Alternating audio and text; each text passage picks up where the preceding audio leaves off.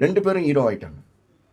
இப்போ இவன் என்ன நினச்சிருப்பான், நான் வந்து முயற்சி எடுத்தேன், அந்த முயற்சி தான் இன்னைக்கு கை கொடுத்ததுன்னு இவன் நினச்சிருப்பான். இவன் நினச்சிருப்பான், நம்ம ஒர்க் பண்ணிக்கிட்டே இருந்தோம், ஆனால் நேரம் தான் கை கொடுத்தது அப்படின்னு இவன் நினச்சிருப்பான். பொதுவாகவே 2 பேரில் அல்டிமேட் என்னன்னா நேரம் தான். சரி, இது எப்படி சார் நீங்கள் நிரூபிக்கிறீங்க அப்படின்னு நீங்கள் கேட்பீங்க.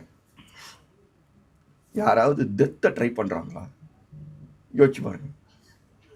நாளைக்கு வந்து உங்களுக்கு ஃபீவர் வரணும்னு வச்சுக்கோங்க, ட்ரை பண்ணுவீங்களா? ஜலதோஷம் வரணும்னு ட்ரை பண்ணுவீங்களா? இப்போ எதுவுமே நீங்கள் ட்ரை பண்ணல. ஈவன் அவார்டு கூட வச்சுக்கோங்க தம்பி, அவார்டு கூட வச்சுக்கோங்க. இப்போ ஸ்டேட் அவார்டு கொடுத்தாங்க தமிழ் சினிமாவில், எல்லாரும் அதை நோக்கி அது வரணும்னு ஆசைப்பட்டிருப்பாங்க, அது இல்லைன்னு சொல்லலை.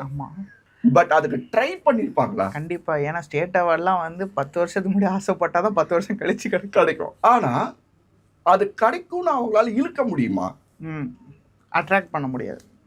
நம்ம வேணும்னு எடுக்க முடியாது. மேனிஃபெஸ்ட் வேணா பண்ணலாம், நம்ம யோசிக்கலாம், நினைக்கலாம், ஒர்க் பண்ணலாம்.